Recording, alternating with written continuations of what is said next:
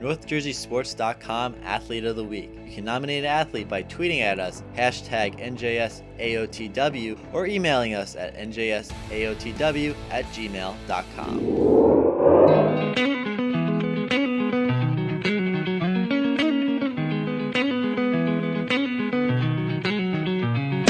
On the Monday Morning Quarterback, NorthJerseySports.com's original multimedia series talking all things football across North Jersey. This is Season 4, Episode 8, and we've got a lot to talk about. I am Corey Doviak, being joined by my two NorthJerseySports.com football insiders, starting with, since he liked the title last week, the venerable Mr. James Avatabile. Jimmy, what's going on? Hey, what's up, Corey? I'll tell you what, a great week of high school football last week, and this week even gets better. Yes, it only ramps up from here, and helping us cover all the action is the head Husky, Brian Carr. What's up, Brian? Hey, all's good, man. We're going to get into the great time of the year, a lot of excitement, a lot of good football, and the weather's starting to get a little cooler. Yeah, absolutely, it does. Friday night definitely felt like football weather. It got a little warmer as the weekend went on, but it's going to change for good here, and that can only mean one thing, is that we're drawing closer to that last weekend at MetLife Stadium. Let's set up this show tonight because this is a good one. We are going to talk, we're going to run the gamut from the high end in terms of competitive football to the low end in terms of I'm not talking about competition, I'm talking enrollment here. As Augie Hoffmann, the St. Joseph Regional head coach, will join us. His team is on a 3-game winning streak, and I'll tell you, we already taped the interview, and you're going to want to listen to it because at the end, I asked him to look a little bit forward as to what he sees as the future of, as we've been calling it this year, big boy football. And I also asked the same question to Scott Mahoney, the Pompton Lakes head coach. His team is going to be playing in the inaugural NJIC championship game this week, Saturday under the sunshine or under blue skies and on natural surface. So we're getting it top and bottom, and it's going to be very entertaining to listen to. I can promise you that because we already taped the interviews, as I said. But let's just take care of a couple of things here first, and let's start with that NJIC tournament. 4 undefeated teams entered the playoff rounds, 2 exited, those being Pompton Lakes and Hasbrook Heights. Obviously, we had Nick Del Calzo, the Heights coach, on with us last week. And Jimmy, not that I'm surprised that Hasbrook Heights advanced by beating Beckton. I thought it was going to be a close game, a toss-up. I was surprised by 28-0 Hasbrook Heights. I tell you what, it was probably the most complete football game a team could play, Hasbrook Heights. They took a Beckton offense that was averaging over 40 points a game, held them to under 100 yards of total offense for the game, and 3 of those first downs, probably about 30, 35 yards of it, was in the first drive. They were fortunate enough to recover a Beckton fumble on the first drive, took the ball, drove it down the field, and scored, and from that moment on, they played an absolute perfect game of football. Their running game was tremendous. Their undersized offensive line did a tremendous job of moving the bigger Beckton line, all night long. And their defense held the Beckton quarterback to 4 of 19 passing, and they had a very potent passing attack with a lot of good wide receivers. They were 4 of 19, and 3 of those passes were shovel passes. So you can see they really did a tremendous job. And I'll tell you what, it's going to be a tremendous game this Saturday at Pompton Lakes. Yes, Pompton Lakes. We won't get into this one because we're going to have Scott Mahoney on, and we'll talk to it further with him. But 14-6 over Rutherford. We know Rutherford's a good team, and Pompton Lakes to come out on top 14-6. That's a great victory for them. The cool thing about the NJIC playoffs is when you lose, you're not out because they used it as the schedule supplement. So they waited until, the results came in, and then they gave everybody their last game of the regular season. For Heights and for Pompton, it happens to be the championship game. But now Beckton will go play Rutherford in a great tune-up for the state tournament with power points at stake, and everybody else on down the line gets to play opponent of like ability, which is great because you can't schedule those things perfectly at the beginning of the season because you don't really know who's going to be good or not. And you look at it now and you say, okay, these teams match up perfectly. So this NJIC thing is going to be fun. All right, Bri, the other game we'll talk about here at the front of the show before we get to the interviews is you have been on the St. Joseph Regional beat, and we're going to have Augie on. And obviously a huge win for the Green Knights, 31-21 over Paramus Catholic. And, it's tough week in, week out in the non-parochial league, and you were there to see that one. What happened? Yeah, I think as the coach told us, it's a lot of pressure for these kids every week to get up for every game. As a fan, at the beginning of the game, they scored 5 TDs in a row. We're talking 3 to Paramus and 2 to Joe's. It was exciting as a fan, like, oh, we're going to have a barn burner here. So, it was the offense on both sides did very well, and then it settled down after that, and I think it was about 4 or 5 series in a row that nobody really drove more than a first down or 2. So, but I think ultimately, as Augie had mentioned to his team, that he feels his. Well, we haven't played that interview yet, Bri. Oh, well, he told me. He told me. He told me this, that he told the kids that they're the best conditioned team out there. So he basically, came out in the second half and outscored PC 17-0. You know what I mean? So his team, better conditioned, was able to, control the game and dominate. So we'll talk to Augie later. You know what, Bri? Let's do it now. Let's get the interview portion of this show started here. And it comes with a disclaimer. Due to an error in, I forgot to hit the button at the start of the conversation with Augie Hoffmann. So I did introduce him as joining us on the Complete Performance Baseball Academy hotline. And I did welcome him into the show by saying thanks for joining us on the Monday Morning Quarterback. But it was after that this interview picks up with Jimmy Avatable in mid-question, asking him about the ground game that really propelled St. Joseph Regional past Paramus Catholic this past weekend, especially in the second half. So here it is. We pick up this interview already in progress. Success on the ground, obviously wearing out Paramus Catholic in the second half, rushing for 300 yards plus. Was that a decision that you guys made to, hey, let's get back to what we built this program on in the last 30 years or so? 100%. We, week in and week out early on, we're coming back in and we're scoring 14 points, we're scoring 20 points, we're not scoring, we're just trying to figure out, what it is that, we're missing something. And really what it came down to was, hey, look, our best players have to touch the ball 15, 20, 25 times a game. And in high school, a kid like Louis Seuss is our best player. He's got to touch the ball. He's got to run the ball 25 times, and he's got to play 60 snaps on defense. And he's going to be tired on Sunday, but that's the name of the game. And it feels good. It feels good to kind of have that identity back. It helps. It's helped everything. It's helped the defense. They're fresh. It's helped Nick Patty. He's managing the game great, and we're having success running the ball. And listen, our offensive line is big. They're physical. They run. So we're blessed to be able to get to be able to do that type of stuff.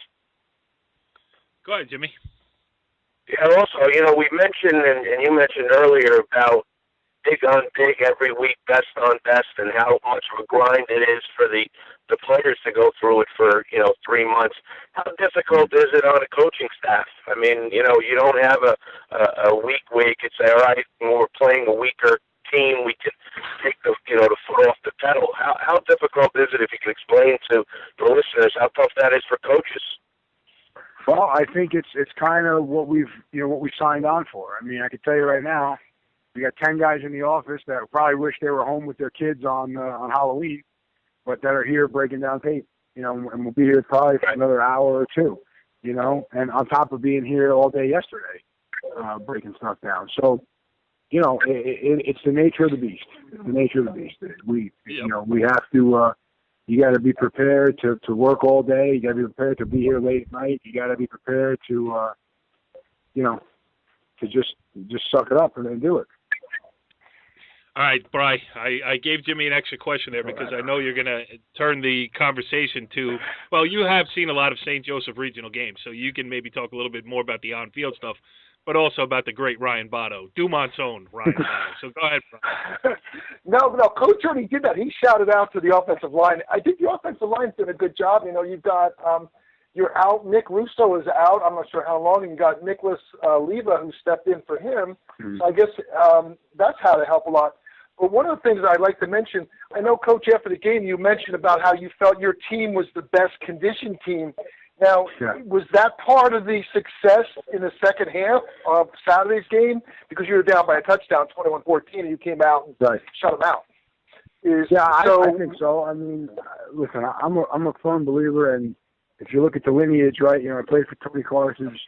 That guy ran you, you know, it didn't matter. He didn't understand. I think it was like keep your legs back. You were going to run until he felt you were done, and then you're no different in college. And I think definitely conditioning, you know, played a part. I think we were able to continue being physical, and at that time where maybe they were getting a little tired, we got more physical.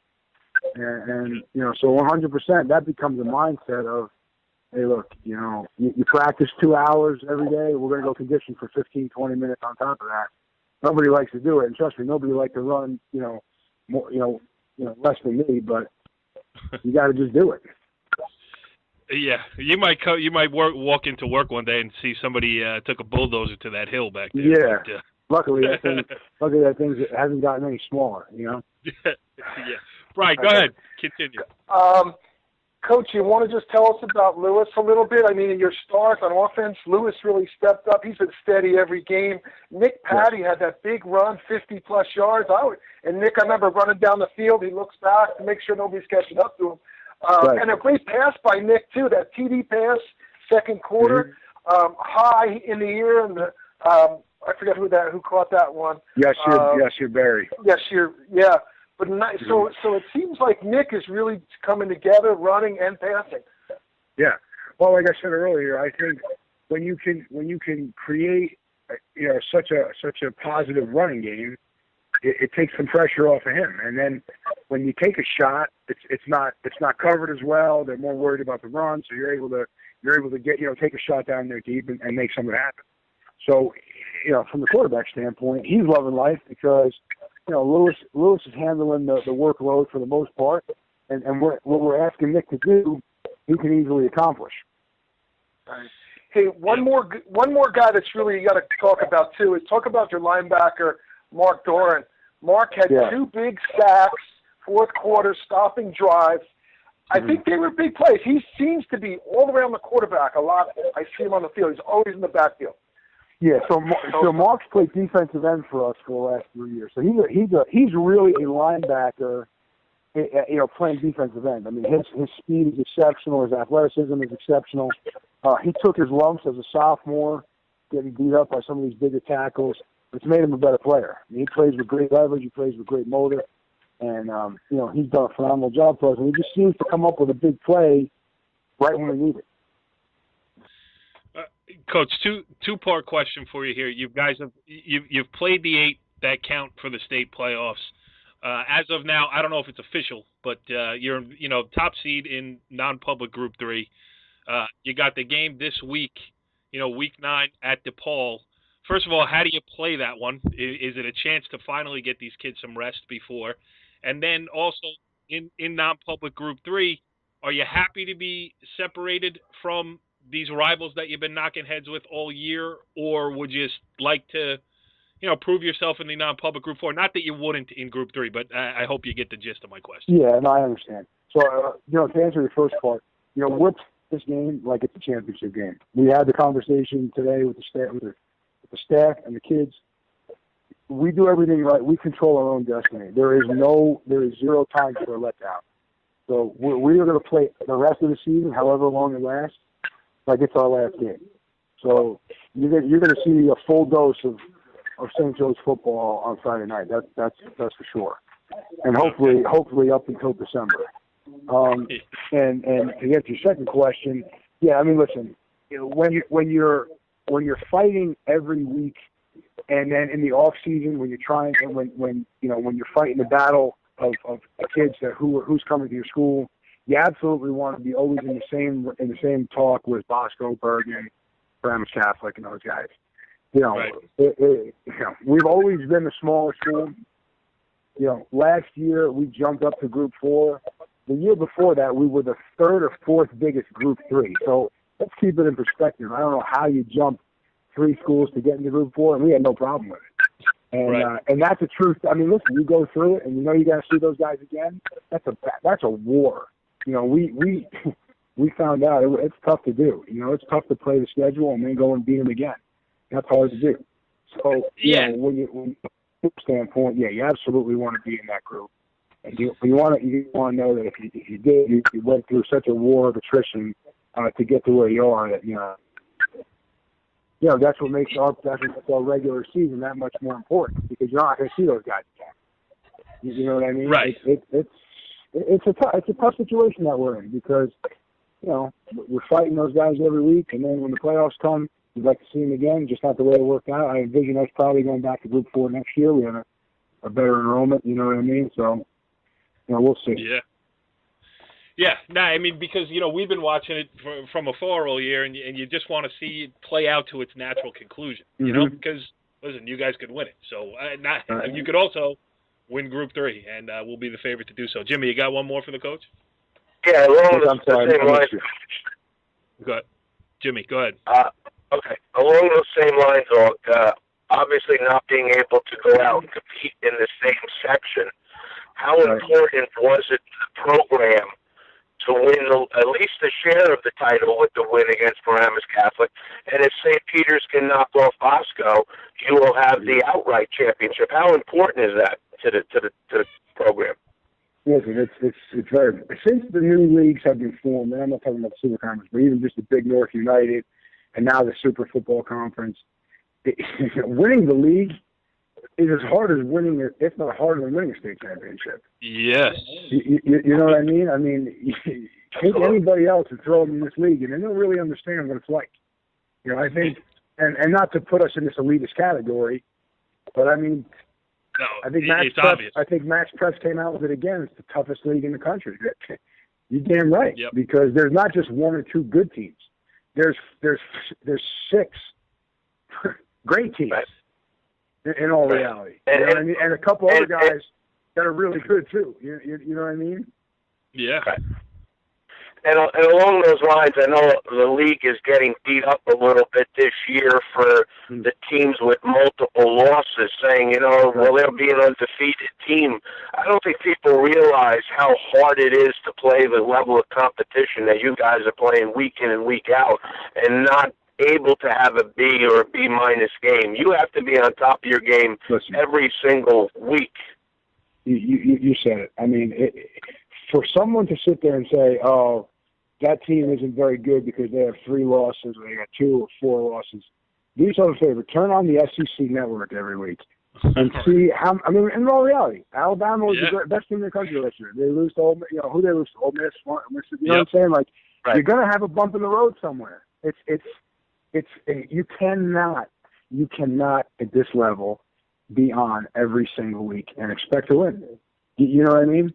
It's not, like I said, you hate to feed into this public, non-public monster that's been built. But any of those guys that really, think, oh, that team stinks because they got 3 losses and they're better, come on in. Like, we'd love to have you. You know what I mean? Like, we'd love to play you and see how it goes. I was going to let you go. I was going to let you go, but I can't, because just listening to that answer and that conversation, you're a guy who's been in this, non-public. You've seen it go from when, you had Barringer on your schedule to now where you have, Alabama on your schedule. Yeah. Use your crystal ball a little bit. 5 years from now, 10 years from now, where is this going? Does it continue to get more hyper-competitive, or does the foot ever come off the pedal a little bit? As long as St. Joe's, Bergen Catholic, Don Bosco, Paramus Catholic, St. Peter's, DePaul, as long as we all exist independently, it's not getting any better. It's impossible. I mean, because it's just too important, and it's just too high. It's just too high intensity. It's too much pressure. The only way I see it getting better, and the only way I see it changing, is if somebody said, "All right, we're gonna do what they do in Texas. We're gonna combine." Think about it. In Texas, you get 6,000, 7,000 kids in a school. Right. I said it last week to somebody. If you took St. Joe's, Burton Catholic, Don Bosco, and Paramus Catholic, all because we're very close, they'll take those 4 schools and combine them. You get a national championship every year. Yeah, but who would you play? You'd have to play a national schedule. That's what you do. You play a national schedule. Can you envision that ever happening? I think that's the only. To be honest with you, either thing's going to blow up completely, or that's got to be the next step. Yeah, well, that is the direction it's heading. That's the next step. Because we're just beating each other up all year. Because we're beating each other up to win games, and you're beating each other up in the race. You're trying to get the right kids. It is what it is. You need a wide receiver, you need a run. All that stuff does definitely come into play. How about? Here's another one. Just because you brought this up. Now we've seen this get to this level. Well, we haven't. Coach Partridge has made the jump to Michigan. Right. I like the trajectory. I love the trajectory that Dan Sabella has taken from, Pagoda, which had 0 kids, participants, 13 kids, then to Paramus in the Group 3, now to this level. How about for you? I mean, you're a St. Joe's guy through and through. I know that. As I mentioned before, I wrote a feature story on you in 1997, so you've been around that campus for a long time. Is this and your mentor, Tony Karsich, took it to the finish line. So is that what you see for yourself? Or do you say, you know what, maybe because of the way these programs are built and because of the experience you're having at this high school, do you ever envision yourself saying, hey, maybe I could take a step up too? Do you want to? It's funny. That question seems to be coming up more and more these days. Well, you're a good coach. Well, I don't know about that. I think people see what Partridge did, and that becomes a question. I think I'm happy right now. You know what I mean? And it would be hard. It would be hard to make the transition because, and I understand it. I understand what goes into it. But the situation would have to be really perfect just to even think about it. You know what I mean? Yes. Because this is home for me. You know what I mean? There's a lot of stuff going on here. That's positive. Yep. But it would have to be a situation that you just make an offer you can't refuse. I don't know if those come around all the time. This was great. It was not the direction I was planning on going in, but I'm glad we went there and you answered a lot of stuff. You gave us a lot of great insights. So no, it's my pleasure. I appreciate you hanging in with us there for 20 minutes and giving us a good run. And listen, Brian Carr is on the St. Joseph Regional Trail, so he's going to introduce himself this week and maybe give him a sweatshirt. That's good. That's good. Make sure he takes a ticket now because we don't want all the hanger-ons later. We want to make sure that everybody's there now. Yeah, he's an OG for sure. Good stuff. Augie Hoffmann, the head coach of the St. Joseph Regional Green Knights. Thanks for joining us, and best of luck the rest of the way. Thanks a lot, guys. Coach. All right, that was interesting stuff there with Augie Hoffmann, and I want to go at the end of the show. Jimmy and Brian, I want to talk a little bit more about what we just talked about, but we got no time for that right now. As we switch gears, we go from the non-public powerhouses to the smaller school powerhouses as we welcome in our next guest of the evening. Joining us on the Complete Performance Baseball Academy hotline, he is Pompton Lakes head coach Scott Mahoney. Coach, thanks for joining us here on the Monday Morning Quarterback. My pleasure. All right, so let's get into this now. The NJIC did a great thing. We've been talking about it. We talked about it probably in our first show of the year, and then we've had Coach Howell on from Rutherford 2 or 3 weeks ago. We had your opponent this week, Nick Del Calzo from Hasbrook Heights, on last week, and now we're getting to you. Before we get into the specifics, breaking down the game and everything else, how do you enjoy this format here, especially now as it's getting close, coming close to its conclusion? Oh, I love the format. In the beginning, it was a little tough to, give up a game, because we said to make this really work and make all the games count, we'd have to go to an 8-game schedule. And, I'm not fancy about a bye, but, when they said we would play for a championship in our conference, the bye didn't matter anymore.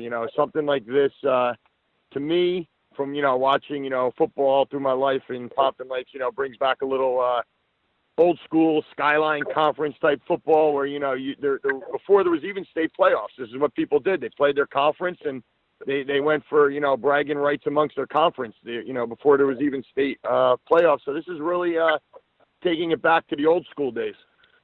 Yeah, taking it back to the old school days +1, because the championship game will be played on a Saturday in the sunshine or the rain or whatever it is on natural surface. Thank God for Hirschfield Park, Coach. Well, it is a beautiful place to play football. It's all old school down there. Like you said, the grass, the stands, no lights. We're gonna play with looking at the sun, and that is fun. And what we love about it too is a lot of people want to come and watch football on a Saturday. You're doing something, you go catch a game for a couple hours. Hirschfield's might be one of the best places, and even this week. And everybody, like you said, everybody having lights now. I think we're one of the, only 3 or 4 games going on Saturday, and I think obviously the place to be is Hirschfield Park this Saturday. Absolutely. Get there early. Parking will be scarce. Go ahead, Jimmy. Yeah, Coach, as a coach, it can't get any better than this Saturday. Both teams undefeated. Both teams can secure a number 1 seed with a win and a conference championship on top of it. It's got to be just an awesome week to get to school early, to watch film, to get on the practice field. Yeah, I've been obviously all pumped up watching all weekend. Coaches have been talking all weekend about things, and I think our opponent makes it real special too. Us in Heights have had some pretty big games since I've been the head coach. Over the last 12 years, I think we've met in the playoffs 5 times, 2 of them in the championship game. Then one year they did come by us. The only game that came was by Hirschfield Park. We had they were undefeated, and we had 1 loss, and we played. It was one of the most hard-hitting games I ever coached, and that was on a week 9. And then we met in a championship game 3 weeks later. So I think everyone's in for a special treat. We're 2 traditionally hard-hitting schools, well coached. Got tradition behind them, winning programs, and I'm sure we're going to really go at it on Saturday, which makes it a lot of fun to think about. Yep. Go ahead, Brian. Hey, Coach, Brian Carr here. Hey, we met a couple games. I saw you play New Milford. I saw you up there against Harrison. You guys really looking good. The one thing, I was looking at the 2 teams, you and Hasbrook Heights, and, you guys are looking at each other in the mirror. You guys both have good running backs. You have your Chris Greco and there's John Iarato. And then the quarterbacks, both good quarterbacks, Kevin, your quarterback, Kevin Cotter, and their quarterback, Frankie. I'm trying to figure out, hey, what's the difference? What do you see? What can you do to them? Because you guys are very similar images. What do you think you could do to kind of beat these guys? Please give us your entire game plan right here. I know what you mean. And we are very similar, and I think the coaches on both teams have pretty much the same mentality. You're going to play great defense, try to get your playmakers involved.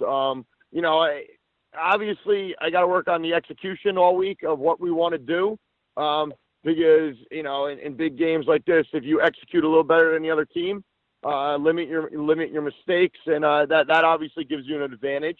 And you're going to need a secondary player somewhere to step up. I think we've gotten scoring from a lot of different players this year, and that's helped. Cole Harriet's done real well with Greco in the backfield. Frankie Negrini's had a big game in there from the backfield. We've had, I think, 5 different receivers catch touchdown passes. So, obviously we both have our playmakers, but I'm going to need, a couple of my secondary players to step up and do something special. It's not always the playmakers that win these games. Sometimes it's the guy you're not expecting comes out of nowhere, and you're like, where'd that kid come from? So, I just need my guys, my secondary guys, to step up their level of play this week. Go ahead, Jimmy. Yeah, Coach, you traveled to Rutherford. You took on a very explosive offense led by Kevin Kazakowski and their quarterback who could do damage running and throwing. Does it help you any that this week you see a similar type of offense, another spread gun offense, obviously with a very good running quarterback and a couple of good, solid, complementary backs? Yeah, absolutely. I think our schedule helps us a lot. I think we played just about every style of game you could play. We got that big pounding game, running game against New Milford, and then Harrison came at us with all those fast athletes, and then last week it was a combination of both, like you said. So yes, I definitely think it helps. I think the games we played helps because we prepared and we did some good things against Rutherford. So 5 days later, 6 days later, my kids are going to know. They're going to be at that game speed that they just saw last week. Rutherford was a great opponent. A well-coached team, the same thing we're going to see this week. So, yes, I definitely think that we're going to see something that will help us. You're juggling there's a lot of pins in the air here that you're juggling. Not only are you playing for this NJIC championship, it's also your last game before the state cutoff. You're in North 1 Group 2. Second place right now in the standings, and I think, listen, I don't get involved with the PowerPoints or whatever. I wait till they're official and everything else, but I think with a win, you could catch Mawa for the number 1 spot. So how much of those, outside factors, other things do you talk to your kids about, or is it all just about, let's just go play Hasbrook Heights on Saturday? Well, the kids are smart. They're all social media and stuff. They know what's going on. They read everything. They can figure it out themselves. Obviously I want to focus on Heights and winning, but we want to. Really, you're looking for the 1 or the 2 seed to get 2 home games. Because right. Everyone goes to a neutral site for the 3rd game anyway. It's not like it used to be with home field for the state final. So I think we want to win. I think there's some other factors in play. Waldwick still has a game and can get some power points and move up the board a lot. I think we'll be a top 3 no matter what, which gets us 1 home game. Right. But yes, a win would probably guarantee us 2 home games for the first 2 rounds, and that's something you definitely want. Whether we get the 1 or not, I'm not concerned about that. I'm more concerned about getting the 2 home games through the first 2 rounds. Brian, you got another one? Hey, the only other one I was thinking is the other advantage you have is the home field. How much do you think the home field can help you with the crowd? I mean, the crowd and the cheerleaders, they're right next to the field. I mean, most and the grass. You don't have that. Most places the kids play, they're not fans, and the cheerleaders are not that close to the field. So I think it's a good home field advantage you have there playing at Hirschfield. Oh yeah, Hirschfield's definitely home field. The stands are only 5 rows, but they stretch from the 10 to the 10. Right. Not a lot of room on the sideline. Yes, it can get very loud. They've played there before, so not these kids, but we've played at Hirschfield before, so they sort of know the atmosphere. And but yes, Hirschfield Park, the grass, it can get soft. It's a different surface. We practice on it all the time, so I definitely like that. And but you said, being at home is comfortable. You're in your environment. You don't have to travel. Everything feels good when you're at home. Jimmy, one more? Yeah, Coach, obviously to get to the final is a great accomplishment in the conference with those 4 semifinal teams, very good teams. Is there a negative, though, to have to get up and play, potentially to get to a state championship, 5 very difficult games in a row? Is there any negative to that? I don't know. I say no, because this is why you do high school sports. You want competition. And I think our league did a great job of setting up competition. Look, even if we're not in this playoff format, you just look at New Milford. New Milford had to play Glen Rock, which is a good team playing in the playoffs, and now they got Waldwick this week. So they got 5 very tough games, too. So your schedule could be anything. Like I said, the one year we won a championship, we played Hasbrook Heights in week 9, and they were undefeated. So, you could get 4 or 5 tough games in a row anyway. So I just think I don't really think there's a negative because, like I said, you get great games. And sometimes if you don't have a real tough game before the playoffs, I mean, you can go into a lull. You can maybe be sleeping round 1, but there's a lot to learn, from playing playoff format. I kept telling the kids, this will help you for the states. We didn't make the playoffs last year, so these kids haven't been through a playoff format. And, now they are going through one, so they can draw from that the following week and the week after that. So I think that they're feeling the same thing. There's no downside here. Us and Rutherford played a great game. We were fortunate enough to win that game. But Rutherford still got a lot to go after, down the road. And I think same thing with this game. We obviously want to win a league championship. but I don't see the downside. There's a lot to learn any way, shape, or form from playing these games. Yeah, and before we had you on, we were talking to St. Joseph head coach Augie Hoffmann, and the last thing we asked him was about you pull out his crystal ball and look 5 years into the future about what the future of that level of non-public football, where it goes from there. He gave us some very good answers. I'm curious from your perspective. I mean, I'm a small school guy. We talk the small school stuff here all the time. How about 5 years down the road? And listen, I think this NJIC thing has really injected some new life, and I think it's a great idea because people have hooked on to it. But, you've been around Pompton Lakes. You're a Pompton Lakes lifer, a small school atmosphere, numbers, everything else. How about small school, public school football going forward here? What needs to be done? What's good about it, and what needs to change? Well, first of all, I like the fact that our league went and we're playing meaningful football games. I mean, at the small school level, I think every game's got to mean something. With potential lower numbers, risk, multi-sport athletes. We're all sharing for different sports. I think the 8-game schedule is perfect. We play meaningful football games. Like last year in a consolation game, you could already see the kids. Do we really need them? For the small schools, like moving forward, like. Last year, a lot of my kids were already looking into the winter seasons or, the spring seasons, and they're like, this game really doesn't mean anything. And do you risk the injury on those kids? The head stuff. Do you really want to play games that aren't for something? Yeah, I know. Yes, us and Heights are going to go at it really hard before the playoffs, but it means something. It means playoffs. It means a championship. So you go after it. But if it, would you really want us and Heights, if we were week 9 right now and it didn't mean anything, we'd both be sitting there like, all right, let's not get anyone hurt, Yeah.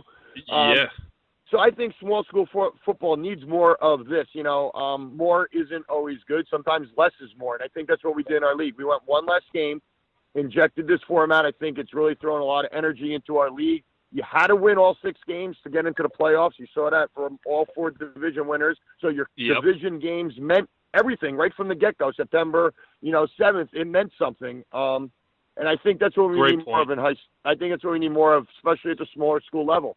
We need it to count. We need the kids energized. And what we did too is, like, even if you were struggling this year, you're closing out your last 2 games against teams that are struggling. Those kids might go from 2-4 in division play, win 2 games. Now they're 4-4.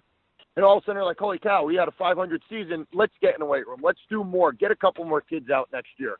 I just think we need more of that. And that if us and Heights were playing 2, teams that were, 2-5 right now, that don't help those other teams either. I think we just did a good job for all teams in our league to help their programs moving forward. I'm pumped up. I am so pumped up. I'm ready for a burger at Hirschfield Park with my camera and my notebook. I'm so ready to go right now. But the other benefit too is PowerPoints too. These games you're playing against are better teams, so you get more PowerPoints. That's another benefit to all the teams that they're getting. Sure, you're going to get more points. Sure, I mean, and you also too. Sure, a couple of teams at the lower end of our division, knowing they have comparable matchups, you can even pick up residual points here at the end. Even when Rutherford lost, they got 7 points. They got points from us, but yet the lower teams in their division picked up residuals because they weren't playing us. They were playing, comparable opponents. So yes, there's a lot of benefits to this format moving forward, and it allows for a lot of good things to happen across the board. I think what you said about less is more is so right on. I mean, just one less game, one less set of injuries, one less set of wandering eyes, thinking of other things. I mean, it's such a great point that as I'm walking around on football fields here the next couple weeks and further too, I'm going to bring up that subject to anybody I talk to because I think it's a great idea. Yeah, so. And it is a great idea. I think you're going to see it copied around the state if you can get the formula to work. And you always get. And the other thing that's good too is you always get that conversation at the end of the year since we don't have group championships. Well, what happens if Pompton would have played Rutherford? Well, guess what? Right. If we both make the section finals and we both win, which would be awesome. But now that game took place. If us and Heights and Rutherford all go far in the playoffs and Beckton, we all played each other. You can talk about, hey, this game already happened, even though they're in different sections. So, I think that's a great thing we did too, because now you got cross sections playing each other where we may never have seen each other. Yeah, but if Beckton, Heights, and Rutherford do win, don't try driving down Route 17. There will be traffic. Of course there'll be traffic, absolutely. Yeah, that's why you got yourself tucked up there nicely, right off the old Pompton Turnpike over there. But Scott Mahoney, the head coach of the Pompton Lakes Cardinals, great to have you on the show here. It was fun talking to you. I mean, really, I could... if I got pumped up, I'm sure your kids are ready to run through the wall. And you gave us some great perspective on small school football. And it sounds like, you know what, it's high school sports. That's the point that I keep trying to make. It doesn't have to be, it's not pro sports. It's not college sports. It can be taken for what it is. And I think you got a great handle on it and a great perspective. So thank you. Thank you very much. No, I appreciate it. Yeah, we'll be pumped up. I'm sure they'll be pumped up, and you're going to get a great game on Saturday. All right. Great stuff there with Scott Mahoney, the head coach of the Pompton Lakes Cardinals, and even before that, too, with Augie Hoffmann. And now getting a chance to digest a little bit what these guys are talking about.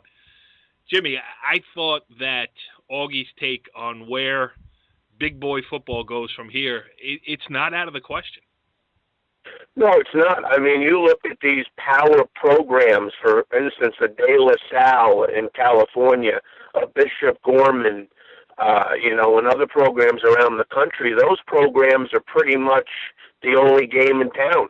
And as Augie referenced, you talk about Paramus Catholic, St. Joe's, Don Bosco, and Bergen Catholic, all within probably a 15 to 20-mile radius of each other. How good would that team be if there was only one parochial school?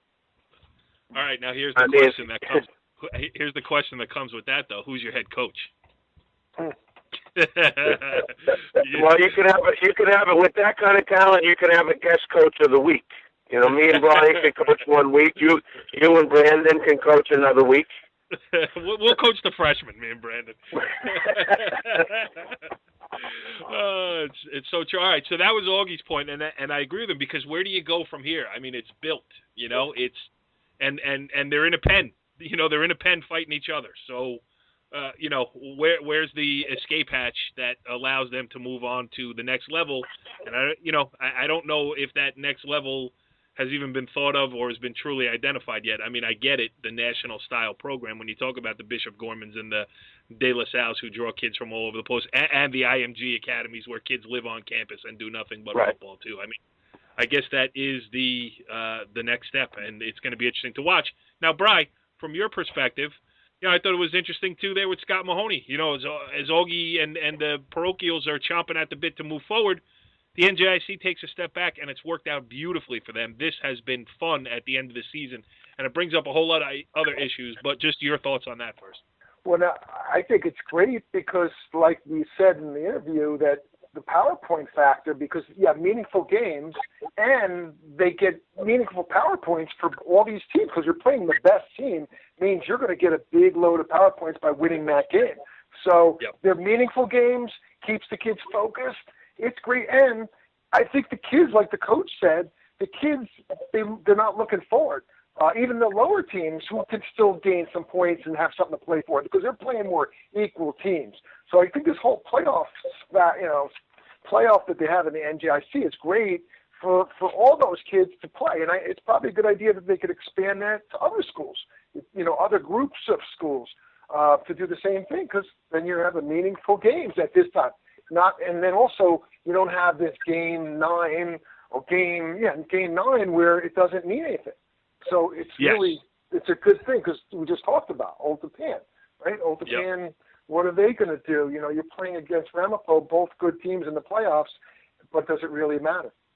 It's too bad. Well, that's what. It's too bad. Yeah, I want to get Jimmy's take on it too, because you talk about Wayne Hills, Irvington. You look at the schedule this week. Where am I going Friday night? Because the NJIC game is on Saturday, and Wayne Hills, Irvington is a great game to look at, but they've both played that 8th game already, and really it's risk reward. What's the reward for playing all your top 20? Well, you're right, Cor. But the one thing about that game is for a division championship. They're both in the same division, so at least you have something to play for there. Obviously plus bragging rights of a team that you're going to see possibly down the line. As far as these teams that, for instance, Old Japan and Ramapo, I kind of understand both ways of it. At one time, I was so pro play your best, but with the lack of numbers in a lot of these programs that we've talked about week in and week out, you really can't afford to lose 2 or 3 players, God forbid. And Yep. you got to think about the big picture. So, it's very easy for us to say, oh, yeah, go play everybody. But when you lose that star player and it affects maybe 5 or 6 pieces on the chessboard that you have to play around with after that, it's not the coach's fault. It's the state's fault for allowing this to continue. Yeah, I mean, it's why Thanksgiving Day games outlived their usefulness, because it was in that gray area of, do we play or do we not to play? And, honestly, since, the Thanksgiving Day football game used to be such a big community event, and when not as many people showed up, there was less of a defense for it. The bragging rights thing kind of went out the window. I mean, listen, Old Japan and Demarest, 2 teams in the same school district. They're sister schools. They both start with Northern Valley / they used to play on Thanksgiving, and now they don't play at all. So, times they are a-changing, which brings me up to my next question, Jimmy, for you, is can what the NJIC has done here be the model for now the Super Football Conference, which has 100 teams, but can they find a way to break it down, break the schedule down? And I don't know the answer to this. It's just something that I'm kicking around. Is there a way you think that they can maybe say, hey, that's a great idea. Let's make all our games meaningful, and let's try to group teams and maybe divisions within the NJSFC? I don't know. Well, obviously I think they should look. I mean, it would be foolish not to look at how successful the NJIC model was.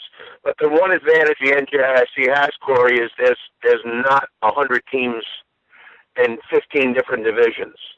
Right. In order for the Super Conference to do that, maybe instead of, let's say, 15 or 16 divisions, they add some teams to each division and go with maybe an 8-division look. Because the more numbers of schools you have, the more difficulty it is to play down. The NJIC has 4 divisions. It was set up perfectly. You had your 4 semifinalists.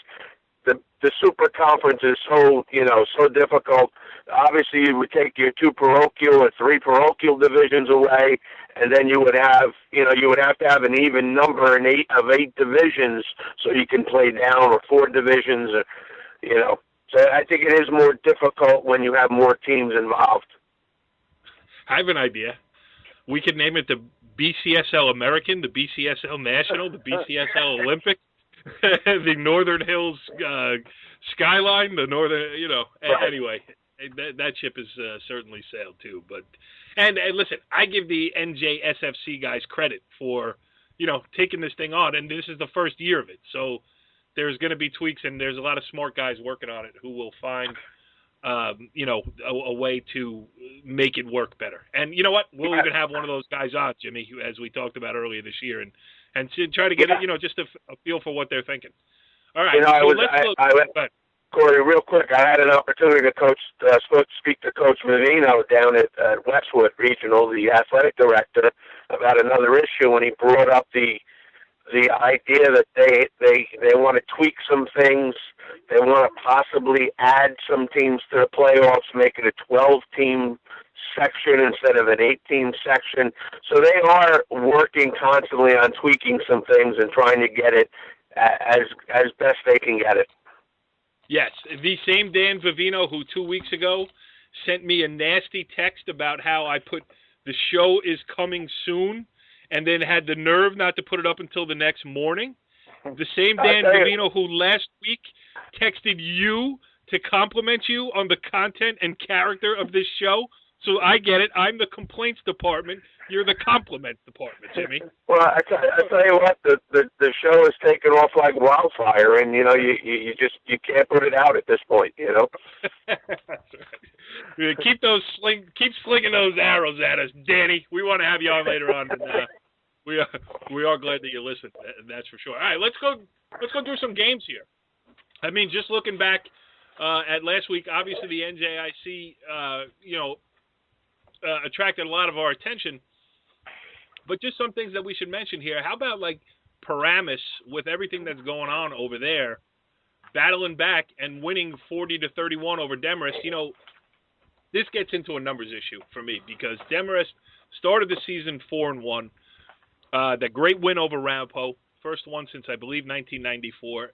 But you don't get more players as the season goes on. You get less, and injuries have taken a toll. And this is, you know, they limp in 4-4. I haven't looked at the PowerPoints. Maybe I'll do that when I hand this off to one of you guys too. But Jimmy, it does show you that attrition is still a part of football.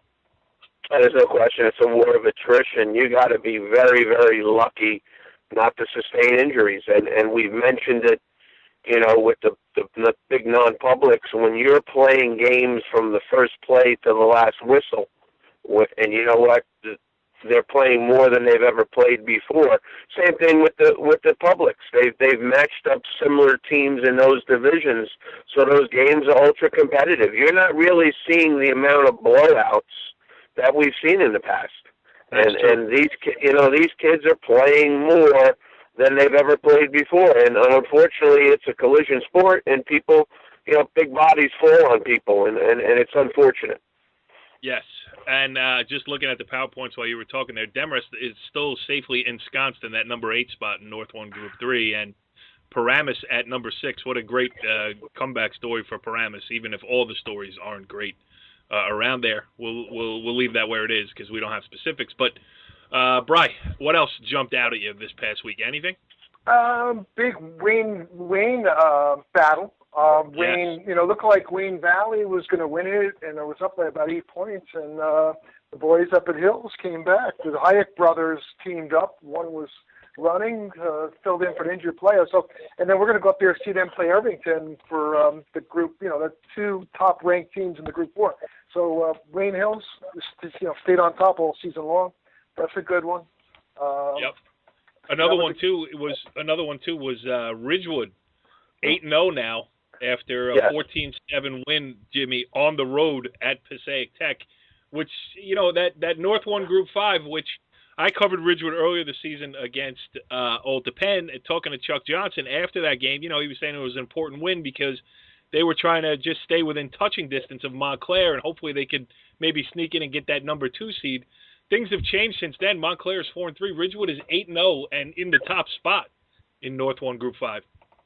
Yeah, that's a huge win for Coach Johnson. Obviously, he wanted to stay away from Montclair in the bracket. It looks like he might do so. You know, he went again. He has the formula there at Ridgewood. He's had the formula for 30 years. Fundamentally sound on offense. Special teams are tremendous.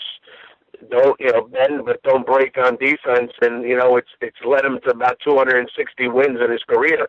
And it's just, you know you look at Ridgewood in 1985 and you look at him today, you know, they're mirror images of each other. And you know, listen, they have to be considered the favorite now.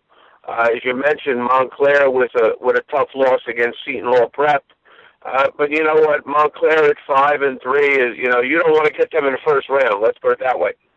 Yeah, that's absolutely true. And they're in the 5th position there, so actually it could actually turn out that Ridgewood and Montclair play in the semifinals anyway. So, you know, you got to be careful what you wish for sometimes.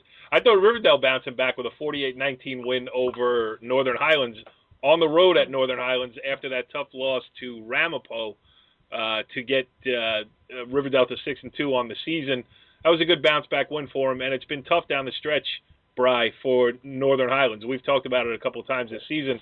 They had to make some hay in the early part of the season, which they did by getting out to a 4-0 start. They're now 4-4 in that brutal North 1 Group 4 bracket. Yeah, they have a good team. They have a good team, yeah. But they ran into the bigger boys. You know, the bigger boys. You know, the Old Pans of the world, and we saw them up at Mahwah. You know, they ran into these top-notch teams. Mahwah is probably number 1 or 2 seed in their group, in Group 3. So, yep. So they're playing the big boys here. Old Pan, former, you know, prior year state champs. So, You know, they have some work to do. They look like they're up and coming team. So maybe next year. I mean, they have some good players there, quarterback, running back. So. Yeah, they got, and they're in there at the number 8 spot. I mean, that could mean a trip to Wayne Hills for round 1, which, well, you know. But hey, you get into the playoffs, Jimmy, and you build off it. And who says they can't win? Yeah, I mean, listen, it has happened where one seeds have lost to 8 seeds, and you see it every year up and down the state. You know, another game we have to just mention quickly is Don Bosco going into Bergen. You know, a lot of people, and getting the W in overtime, a lot of people left Bosco for dead after that Paramus Catholic loss the week before. So once again, you know, you don't know what's going on in that the big boy league. I mean, week in and week out, it's proven again. You can never pick who the winner's going to be. Yeah, it really is so true. I mean, they're on such equal footing, and you know, it's as much about who's on the field for you at any given moment. They're all really good. I think that's what we've learned. All right, did I miss anything? I mean, I think this was a great show. I think the 2 interviews that we had tonight, Augie Hoffmann gave us a great perspective on the big boys, and you know, Scott Mahoney really, you know, I love talking to a guy like that, a guy who spent his whole career in the same town. He could name you, you know, games he went to as a kid, all those type of things. And so you get both ends of high school football here on the Monday Morning Quarterback. Bri, did I miss anything? I think you caught them. I think we hit most of them. Let's get ready for some more football Friday night, Saturday. Let's go. Yes. And next week we will have a special guest, as Pat Rice will be one of our guests. We'll see what else pops up here over the course of the week. But Pat Rice is going to help us break down the playoff picture. And Jimmy, I know you must be looking forward to that. Listen, I just hope the cheesesteak is delivered by the time we get them on the phone. See you next week on the Monday Morning Quarterback. Follow the leader.